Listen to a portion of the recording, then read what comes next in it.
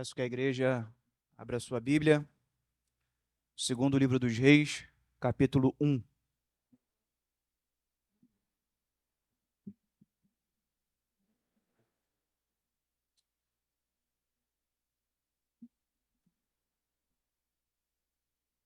Segundo livro dos Reis, capítulo 1. Hoje vamos iniciar mais esse livro, graças a Deus. Terminamos o primeiro livro dos Reis, mas a gente não vai entrar em outra história. Ainda é a mesma sequência de reis, tanto de Israel quanto de Judá.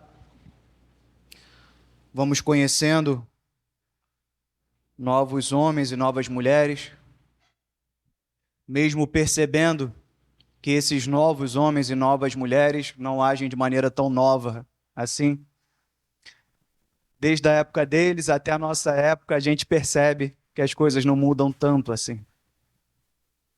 Mas Deus, pela sua misericórdia, Ele fala conosco, seja por meio de homens bons, de homens maus, Deus sempre tem falado conosco. E pela misericórdia de Deus, que hoje não seja diferente, que hoje nós possamos escutar a voz de Deus nesse lugar. Segundo livro dos Reis, capítulo 1. Vou iniciar lendo os versículos do 1 ao 8. Diz assim: Depois da morte de Acabe, Moabe rebelou-se contra Israel. Certo dia, Acasias caiu da sacada do seu quarto no palácio de Samaria e ficou muito ferido. Então enviou mensageiros para consultar Baal-zebube, deus de Ecrom, para saber se ele se recuperaria. Mas o anjo do Senhor disse ao tesbita Elias: vai encontrar-se com os mensageiros do rei de Samaria e lhes pergunte: acaso não há Deus em Israel?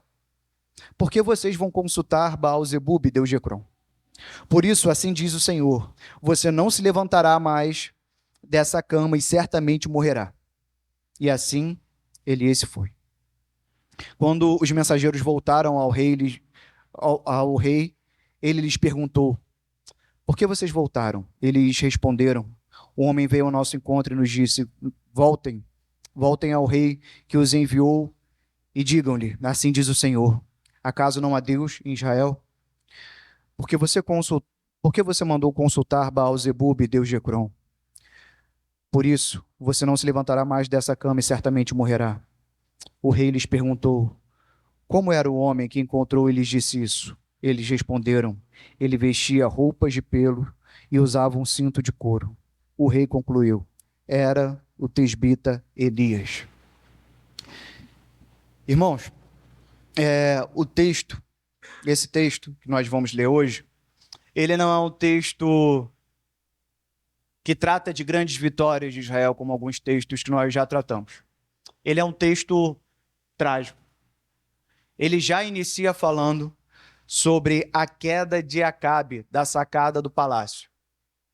O rei de Israel, o rei do norte, ele cai e fica muito ferido. Ele fica tão ferido a ponto de não saber se vai sobreviver. Mas antes de falar sobre isso, a gente vai pensar, sabendo que não é um texto que fala sobre muitas vitórias, e sabendo que é um texto, já percebemos pela leitura, que fala um pouco sobre o juízo de Deus, sobre a mão de Deus pesando sobre Acasias. Eu disse Acabe antes, mas Acasias. A gente vai refletir um pouco sobre a esperança no juízo de Deus. Esse é o tema da mensagem agora na parte da manhã. A esperança no juízo de Deus. E antes disso, antes desse texto, antes de saber um pouco mais sobre Acasias, filho de Acabe, o primeiro livro dos Reis, ele já fala um pouco sobre quem era esse Acasias. Já fala um pouco sobre a derrota desse Acasias. Fala um pouco sobre o reino fracassado de Acasias. Primeiro livro dos Reis, capítulo 20, quando está falando do pai dele, Acabe, ele diz o seguinte: Acasias, filho de Acabe, primeiro livro de Reis, capítulo 20, a partir do versículo 51. Acasias, filho de Acabe, tornou-se rei de Israel em Samaria, no 17º ano do reinado de Josafá, rei de Judá, e reinou 2 anos sobre Israel. Fez o que o Senhor reprova, pois andou nos caminhos de seu pai e sua mãe, Jezabel, e nos caminhos de Jeroboão, filho de Nebate, que fez Israel pecar. Prestou o culto a Baal, adorando, e provocou a ira do Senhor, o Deus de Israel, como seu pai tinha feito. Ou seja, Acasias, de quem a gente vai falar agora, mesmo antes de contar a história dele, a gente sabe que ele reinou apenas 2 anos. Um reino muito rápido. Muito rápido. Um reino que não deu para fazer muita coisa. A gente vê logo no começo que assim que Acabe morre, assim que o pai dele morre, Moabe, que era uma cidade que antes era aliada do Reino do Norte, se revolta, rebelou-se contra Israel. Então, logo de início, já existe uma crise política nesse reinado de Acasias. E, além disso, ele era fracassado, inclusive, nas alianças que ele fazia dentro do seu próprio povo. Ou seja, mesmo quando o rei de Israel queria se aliar ao reino de Judá, ao reino do sul, ainda assim as coisas não davam certo. Olha o que o segundo livro de Crônicas diz. Posteriormente, Josafá, rei de Judá, e lembrando, irmãos, Josafá é um homem que o texto bíblico diz, um homem que foi aprovado por Deus. Posteriormente, Josafá, rei de Judá, fez um tratado com Acasias, rei de Israel, que tinha vida ímpia. O texto sempre ressalta isso. Era um tratado para a construção de navios mercantes. Depois de serem construídos os navios em Ezion-Geber, Eliezer, filho de Dodava de Maressa, profetizou contra Josafá, dizendo: por haver feito um tratado com Acasias, o Senhor destruirá o que você fez. Assim, os navios naufragaram e não puderam sair para negociar. Até os tratados dele, do reino de Judá, do reino de Israel com o reino de Judá, também não iam adiante.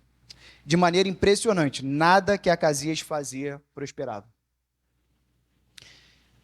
Então a gente começa a história dele, propriamente dita. E a história dele se inicia com um acidente, um grave acidente. Logo no início do reinado, em meio à rebelião de Moabe, tendo sofrido um grave acidente, tudo dando errado, Acasias chama os seus mensageiros e recorre ao seu Deus. Nada deu certo. Ele vai recorrer ao seu Deus. E quem é seu Deus? Baal-Zebub, o senhor das moscas, como há em algumas traduções, ou como há em outras traduções, Baal-Zebu, o senhor dos príncipes. Existem essas duas possibilidades, dele ser realmente chamado Baal-Zebub, ou se isso é um nome que o povo de Israel dava a esse Deus, como se estivesse caçoando desse Deus. Ao invés de ele ser rei dos príncipes, ou o rei príncipe, o senhor príncipe, ele na verdade é o senhor das moscas. E vejam, irmãos, Acasias, ele recorre a Baal-Zebub, e é interessante pensar que ele vem da descendência de Acabe. Poucos capítulos atrás, Acabe já tinha sido confrontado sobre o verdadeiro Deus. Já tinha sido confrontado sobre a adoração idólatra a Baal.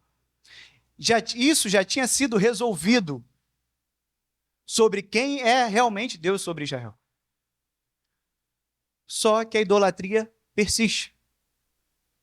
Prestem atenção, irmãos. O historiador André Daniel Heinck diz o seguinte: cada cidade tinha o seu senhor, seu Baal. E por isso todos eles eram considerados uma manifestação diferente da mesma divindade. Assim, o nome Baal aparecia adaptado a cada local. Baal-Zafon, Baal do Líbano, Kiriat Baal, Baal-Razor e muitos outros. Também aparecia com títulos não vinculados a locais, mas sobre o poderio desse senhor. Baal-Shamem, que era Deus dos céus, Baal-Zebu, príncipe Baal, ou Baal-Berit, Baal da aliança. Prestem atenção como esse senhor é uma fraca caricatura de Deus. Deus já havia se manifestado como Senhor sobre todos esses povos, de muitas formas.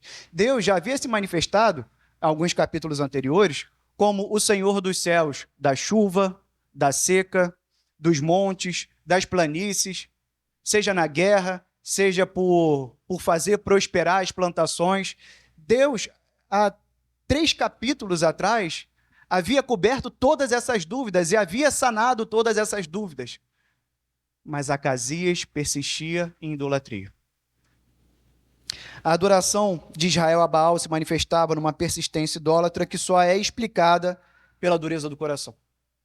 A lógica não explica. Só a dureza do coração explica essa persistência idólatra.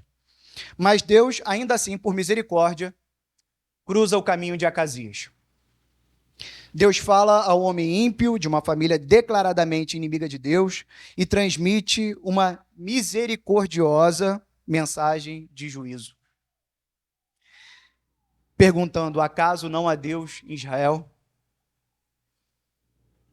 Irmãos, Acasias manda um mensageiro, os seus mensageiros, a Ecrom consultarem um Deus idólatra. E Deus, através de Elias, entra no meio desse caminho. Acasias não recorre a Deus. Acasias não pediu ajuda de Deus. Acasias não estava nem pensando nessa possibilidade, pelo menos de acordo com o que o texto demonstra. Mas Deus ainda assim fala com o seu povo.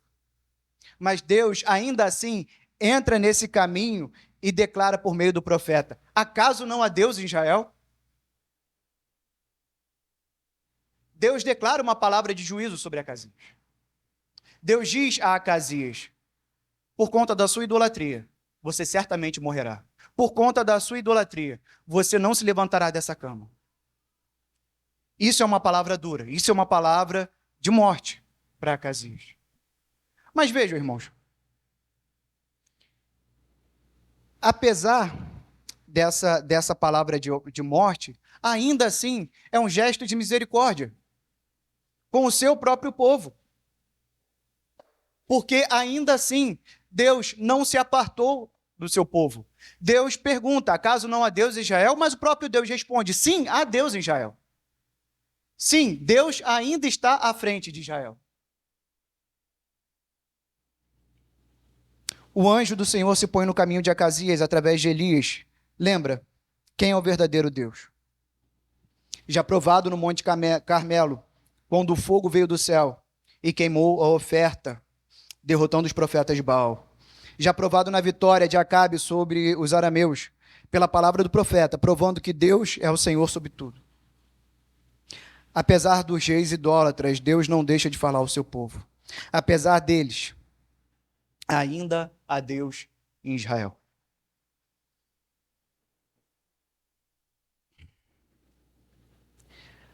E apesar da ordem do rei, os mensageiros ouvem Elias e não seguem sua jornada em direção a Ecrom, mas voltam e trazem sentença sobre Acasias.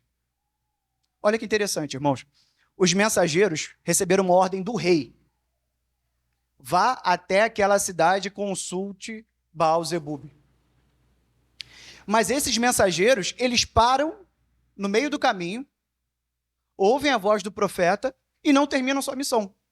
Voltam ao rei com uma palavra de juízo. Estranho, né? Estranho essa audácia dos mensageiros, pelo que a gente já viu no livro dos reis e já viu em muitas histórias. Numa situação dessa, a primeira coisa que acontece é morte aos mensageiros, né? Não obedeceram a palavra do rei, voltaram dizendo que o rei vai morrer. Mas o texto não fala sobre isso. O texto fala que Acasias, quando recebe essa mensagem, a primeira coisa que ele pergunta é: quem foi que transmitiu essa mensagem a vocês? Quem foi o profeta que falou todas essas coisas? Ou seja, existia uma percepção aqui de quem era a real autoridade. Os mensageiros entendiam. Eles viram. Quem me mandou essa mensagem? Quem declarou essa profecia? Quem deu o resultado da pergunta de Acasias? Não era um falso Deus. Não era um rei fraco. Era de fato um homem de Deus. Então eles sabiam a quem deveriam obedecer. Eles desobedeceram o rei. Aqueles mensageiros entenderam a quem de fato deveriam temer. Acasias, então, ao perguntar quem era o homem, e quando é descrito as roupas daquele homem, ele percebe, é Elias, o homem de Deus. Continuando, irmãos, no versículo 9, a gente vai falar um pouco sobre o juízo e a misericórdia. No versículo 9, ele diz assim: em seguida, Acasias mandou um oficial com 50 soldados procurar Elias. O oficial o encontrou sentado no alto de uma colina. Ele disse: homem de Deus, o rei ordena que você desça. Elias respondeu ao oficial: se sou homem de Deus, que desça fogo do céu e consuma você e seus 50 soldados. E desceu o fogo do céu e consumiu o oficial e seus soldados. Depois disso, o rei enviou outro oficial com mais 50 soldados. E ele disse a Elias: homem de Deus, o rei ordena que você desça imediatamente. Respondeu Elias: se sou o homem de Deus, que desça fogo do céu e consuma você e seus 50 soldados. De novo, fogo de Deus desceu do céu e consumiu o oficial e seus soldados. Então o rei enviou um terceiro oficial com outros 50 soldados. O oficial subiu ao monte, caiu de joelhos diante de Elias e implorou: o homem de Deus, tenha consideração por minha vida e pela vida desses 50 soldados, teus servos. Sei que desceu fogo do céu e consumiu os 2 primeiros oficiais e todos os seus soldados, mas agora, tenha consideração pela minha vida. O anjo do Senhor disse a Elias: acompanhe-o, não tenha medo dele.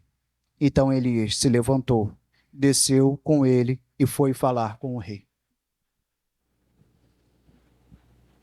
Irmãos, a gente vê aqui a reação de Acasias frente ao juízo de Deus. Acasias, em lugar de arrependimento, ele quer vingança. Ele manda 50 soldados, um oficial e 50 soldados para prender um homem sozinho no deserto. Isso não faz muito sentido, né? Para que 50 soldados militares treinados para prender um homem sozinho no deserto? Um homem que veste roupa de pelos, tem um cinto de couro e vaga por aí. Isso demonstra o tamanho do medo que Acasias tinha de Elias. Acasias manda seus homens para pegar o profeta, então o juízo de Deus sobre ele se estende a 100 dos seus soldados, que ainda reconheciam a autoridade do rei, mas não a autoridade de Deus. E assim são consumidos pelo fogo. Acasias, mesmo frágil e debilitado, segue orgulhoso. Ao invés de arrependimento, ele persegue aquele que decretou o juízo de Deus sobre a vida dele. Até o seu pai, Acabe. Até o mau Acabe. Até Acabe, que a gente viu nos últimos capítulos do primeiro livro de Reis, que morre de maneira triste, numa batalha, de maneira vergonhosa. Até ele, quando foi confrontado por Elias, ao tomar a vinha de Nabote, até ele se arrepende. Até ele para e demonstra algum grau de arrependimento, ainda que seja um falso arrependimento. Ainda que aquele arrependimento, posteriormente, não tenha gerado frutos. Ainda assim, demonstra que ele, se não temia como servo, temia como um fraco inimigo, como sendo um fraco inimigo de Deus. Até o mau Acabe teve mais temor a Deus do que Acasias. Acasias era de fato orgulhoso e respondeu o juízo com perseguição.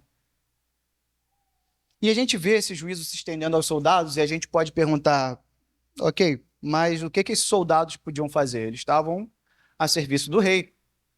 Às vezes parece um pouco covarde, né? homens chegaram lá e perguntaram: homem de Deus, desça. Desça imediatamente, o rei quer falar contigo. E Elias manda fogo para cima desses homens. Parece um pouco desproporcional. De maneira nenhuma, irmãos. De maneira nenhuma. Primeiro, se ele é um homem de Deus que transmite a palavra de Deus para o rei e transmitiu o juízo para o rei e demonstrou que o rei não era o rei que Deus queria, segundo o que Deus queria, se aquele homem era um homem quem trazia a palavra poderosa, quem trazia a palavra de poder sobre aquele lugar, que autoridade aqueles homens tinham de ordenar que Elias descesse daquele lugar e se submetesse à sentença, seja ela qual for, que o texto não diz exatamente se Acasias mandou matar Elias ou mandou sequestrar Elias, enfim. Mas que autoridade esses homens tinham para isso? Se Elias era a boca de Deus naquele lugar. E a gente vê que não é apenas obedecer a uma autoridade. A gente vê que não é apenas uma obediência cega. Exemplo disso é o terceiro oficial que chega diante de Elias. Graças a Deus temos a figura desse terceiro oficial que chega diante de Elias e faz com que a gente entenda exatamente o que é fazer o seu papel, mas entender quem é Deus, entender diante de quem ele deve se curvar. E é isso que esse terceiro oficial faz. O temor a Deus é inegociável. Como o próprio livro de Provérbios diz, é o princípio da sabedoria, é o início da misericórdia. Olha o que diz o livro de Provérbios, capítulo 16, do versículo 5 ao 7. O Senhor detesta os orgulhosos de coração, sem dúvida serão punidos. Com amor e fidelidade se faz expiação pelo pecado. Com temor do Senhor, o homem evita o mal. Quando os caminhos do homem são agradáveis ao Senhor, ele faz que até os seus inimigos vivam em paz com ele. Um texto perfeito para esse momento, onde através do temor do Senhor, a misericórdia é manifesta. Onde através do temor do Senhor, a paz é celebrada. Mas o contrário também é válido. Através do orgulho, vem a punição de Deus. Através do orgulho, vem a ira de Deus. Mateus 10, 28 reitera isso. Não tenham medo dos que matam o corpo, mas não podem matar a alma. Antes tenham medo daquele que pode destruir tanto a alma como o corpo no inferno. O temor do Senhor é sim necessário. Temer ao Senhor é sim necessário. Então o terceiro oficial se curva e demonstra temor a Deus. A palavra do anjo, dita a Elias, também demonstra que a vida de Elias é tão frágil quanto a vida de todos aqueles homens. Era a palavra de Deus, mas ainda era o homem Elias. Quando a gente ouve essa história de homens chegando a Elias, Elias mandando descer o fogo do céu e o fogo consumindo aqueles homens, a gente pensa, caramba, como Elias era poderoso, como Elias era um homem invencível. Mas a palavra do anjo de Deus a Elias demonstra que Elias também era frágil, que Elias também estava sujeito às mesmas coisas que aqueles homens. Olha o versículo 15. O anjo do Senhor disse a Elias: acompanhe-o, não tenha medo dele. Então, irmãos, o natural para Elias ali era sim ter medo dele. Era sim ter medo do que iria acontecer. Lembra que Elias, alguns capítulos atrás, também estava se escondendo, morrendo de medo. Medo de ser perseguido, medo de ser pego por Jezabel. Elias era um homem comum, mas estava sob a autoridade de Deus. E isso dava a ele alguma autoridade. E isso fazia com que ele compreendesse a autoridade de Deus e fazia com que os outros homens, através da vida dele, também compreendessem a autoridade de Deus. Indo para os versículos finais,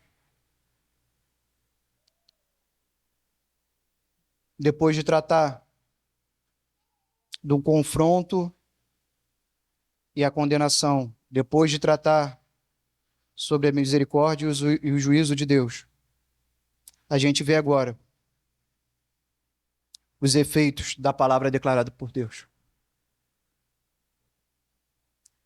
Versículos 16 ao 18. Ao chegar, Elias disse ao rei: Assim diz o Senhor, acaso não há Deus em Israel? Por que você mandou consultar Baal-zebub, deus de Ecrom? Por isso, você não se levantará mais dessa cama e certamente morrerá. Acasias morreu, conforme a palavra do Senhor anunciada por Elias. Como não tinha filhos, Jorão foi seu sucessor. No 2º ano do reinado de Jeorão, rei de Judá, filho de Josafá. Os demais acontecimentos do reinado de Acasias e suas realizações estão escritos nos registros históricos dos reis de Israel. Os oficiais morreram, os soldados morreram, o rei morreu. Nessa história de todos os homens que falamos nessa história, permanecerão apenas os que se curvaram diante de Deus. Os mensageiros de Acasias, o oficial e Elias. Ao chegar diante de Acasias, a palavra de Deus não muda. Elias não muda uma palavra do que Deus disse a ele. E também não há espaço para a resposta de Acasias. Muitas vezes a gente vê um bate-boca entre o profeta e o rei. O profeta transmite a palavra de Deus e o rei quer confrontar, quer debater. Acasias não disse uma palavra. Assim que Elias termina a sua mensagem, as primeiras palavras do versículo seguinte Acasias morreu. Acasias morreu sem deixar sucessor ao trono, e o seu irmão passou a reinar. Os oficiais morreram, os soldados morreram, o rei morreu, permaneceram os que temeram. Há um capítulo inteiro, esse primeiro capítulo do 2º livro dos Reis, sobre o curto reinado de Acasias. 2 anos. 2 anos sem vitória, em um triste fim. 2 anos de fracasso. Mas por que um capítulo dedicado a tanta tristeza? Porque um capítulo inteiro falando de um rei que não conquistou nada, não conseguiu nada, morreu de uma maneira boba, caiu da sacada e morreu. Por que um capítulo inteiro dedicado a isso? Porque é a grande esperança na manifestação do juízo de Deus. Então, convido os irmãos a pensarem na importância e na semelhança de profetas como Elias e outro profeta, que também tem uma mensagem de juízo, que também tem uma mensagem importante, que foi João Batista. Esses 2 profetas, eles são comparados algumas vezes. Eles têm ministérios bem semelhantes.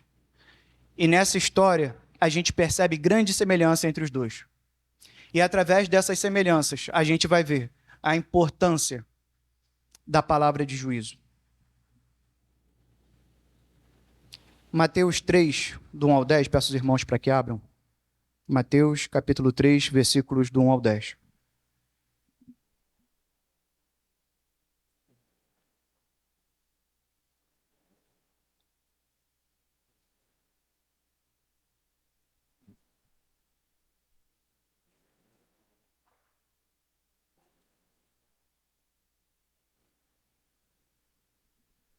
Mateus, capítulo 3, versículos do 1 ao 10. Diz assim: Naqueles dias surgiu João Batista, pregando no deserto da Judéia.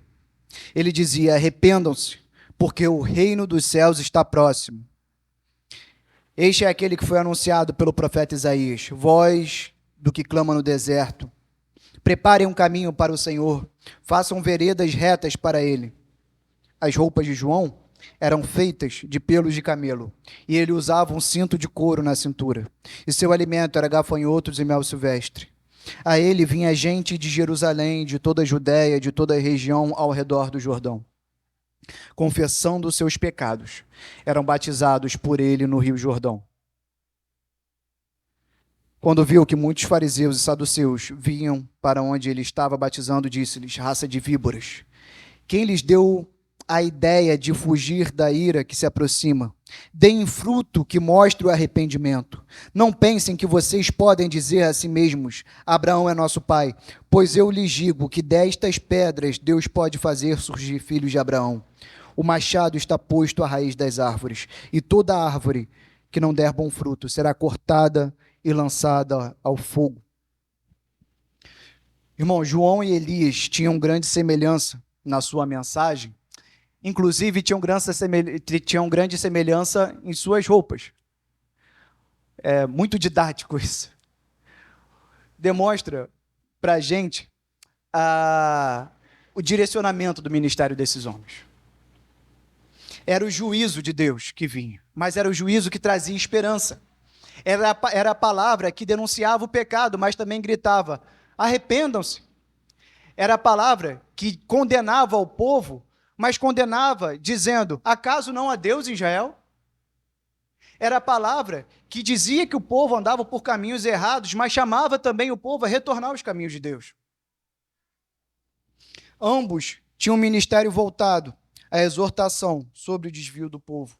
Ambos nos lembram que criamos e nos relacionamos com deuses plásticos. Moldamos esses deuses conforme o nosso querer. Trocamos o Deus real por qualquer Deus útil. Presta atenção, irmãos. Era isso que Acasias queria. Um Deus útil. Um Deus que respondesse a sua pergunta. Acasias não queria um Deus sobre ele. Acasias queria um Deus para ele. Moldado conforme o seu querer. Como se de fato não houvesse Deus em Israel. O duro ministério desses homens trouxe esperança ao povo escolhido de Deus. A importância desses ministérios é revelada a Zacarias, pai de João Batista, por meio da palavra do anjo. Olha o que o anjo disse a Zacarias.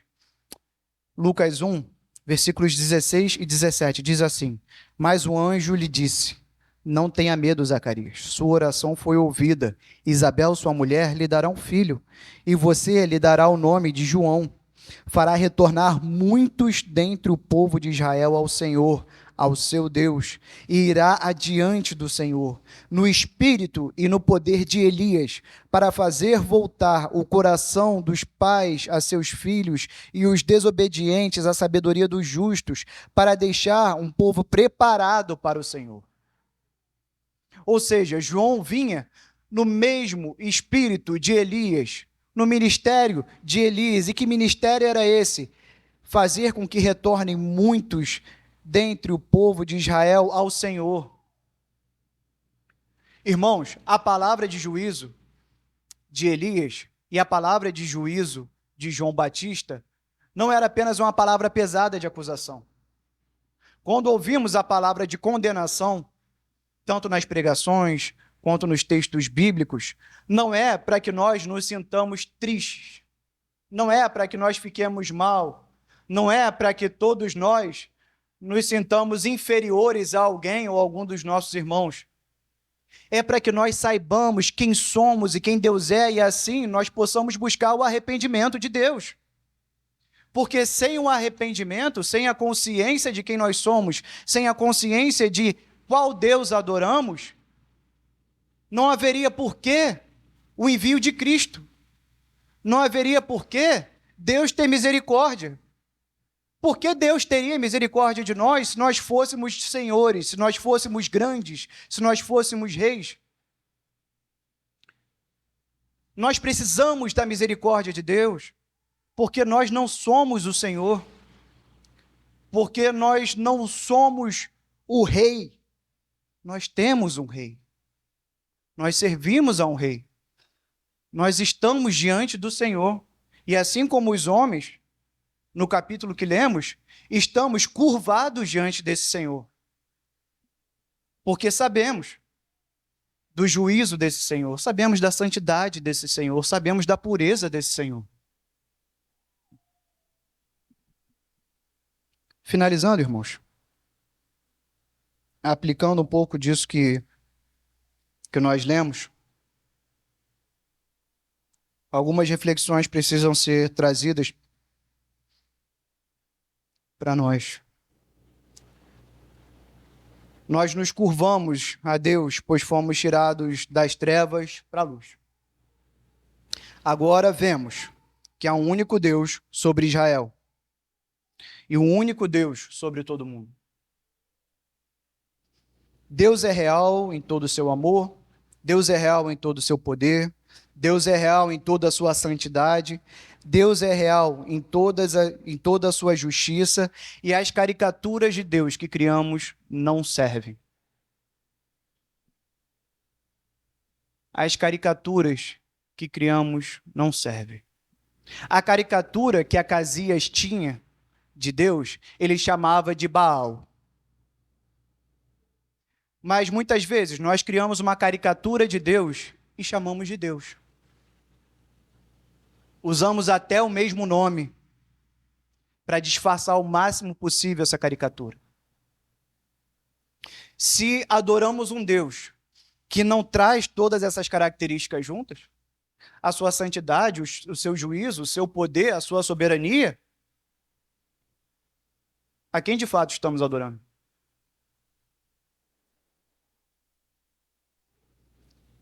E ainda que sejamos reis, ainda que andemos sozinhos no deserto, comendo gafanhoto e mel silvestre, sendo muito ricos ou muito pobres, ainda assim somos homens frágeis e desobedientes, chamados ao arrependimento e à salvação, carentes de salvação. Diante da palavra de Deus, reis e oficiais estão curvados.